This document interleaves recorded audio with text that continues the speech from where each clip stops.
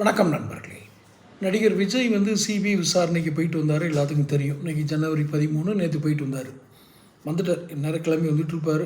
அவர் படி ஏறுறாரு, பாத்ரூம் போகிறத தவிர மற்ற எல்லாத்தையும் டெலிகாஸ்ட் பண்ணுவாங்க. ஏன் இந்த கோவத்தில் சொல்கிறேன்னா, அவர் போனது வந்தது ரெண்டும் தனி விமானம். அவருக்காகவே, அவருடன் வருபவர்களுக்காகவே உள்ள தனி விமானம். ஐயா, அவர் தனி விமானத்தெலாம் போக முடியும்லாம் சொல்ல முடியாது. அவர் கூட இன்னும் 100 பேர் வரல, 10-20 பேர். அது ப்ரைவேட்டு பேசஞ்சர் ஃப்ளைட்லேயே போகலாம். அதெல்லாம் நம்ம தீர்மானிக்க முடியாதுன்னு நீங்கள் சொல்லலாம். ஒன்று நல்லா கேட்டுக்கிறேன். ஏன் இங்கே இதை கேட்குறேன் அப்படின்னா, விஜய் ஒரு படத்துக்கு 250 கோடி வாங்கினார்லங்க. அப்புறம் அவர் தனி விமானத்தில் நான் போவார் நீங்கள் சொல்லலாம். ஐயா, 200 கோடி இல்லை 2 கோடி யார் பணம்? ரசிகர்கள் பணம்.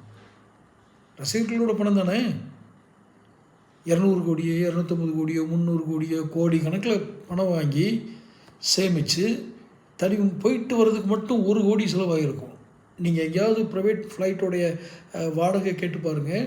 சென்னை டு டெல்லி, டெல்லி டு சென்னை, அங்கேயே ஹால்ட்டு, ஒரு நாள் அங்கே ஹால்ட்டு, இப்படி போய் இந்த எல்லாம் செலவு பார்த்திங்கன்னா, இங்கேருந்து சென்னையிலேருந்து கிளம்பி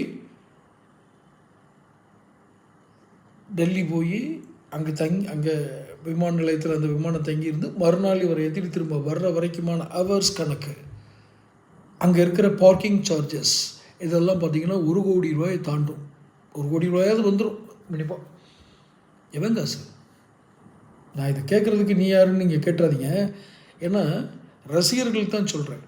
உங்கள் பாக்கெட்லேருந்து டிக்கெட்டாக, உங்கள் பாக்கெட்லேருந்து எடுத்த பணம் டிக்கெட்டாக மாறி, டிக்கெட்லாம் பணமெல்லாம் தயாரிப்பாளர் போகிறதுக்கு முன்னாடி அவர் போய் சேர்ந்துடும். இன்னும் அப்பாவியாக நின்றுக்கிட்டு அவருக்காக சேர்த்து உயிரை கொடுத்து வெயிலில் நின்று காஞ்சு, என்ன ஐடியாலஜி விஜய்க்கு? விஜயை எனக்கு தனிப்பட்ட துவேஷம்லாம் இல்லை. என்ன ஐடியாலஜி? எந்த ஐடியாலஜியை வச்சுக்கிட்டு நீங்கள் இப்படி ஒரு இதெல்லாம் பண்ணிக்கிட்டு இருக்கிறீங்க? புலி படத்துக்கும் வந்துடுச்சா ஆப்பு? புலி படத்துக்கு ஒன்றும் புலி படம் இனிமேல் ஆப்படிச்சா படம் வெளியே வருது வந்தாச்சு. அது எத்தனை வருஷத்துக்கு முன்னாடி எடுத்த படம். புலி படத்தினுடைய வரி ஏய்ப்பு விசாரணை இப்போ தீர்ப்பு வந்திருக்கா?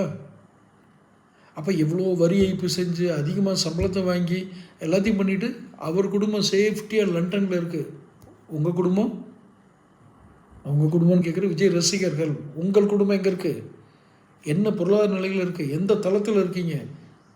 அவர் குடும்பம் எங்கே இருக்குது? அவன் அப்போ காசெல்லாம் கிடையாது. சினிமாவில் உங்கள்கிட்டேருந்து உருண காசு தான். சரி, என்ன சொல்ல வரீங்க அப்படின்னு கேட்டிங்கன்னா, சிந்தித்து செயல்படுங்க.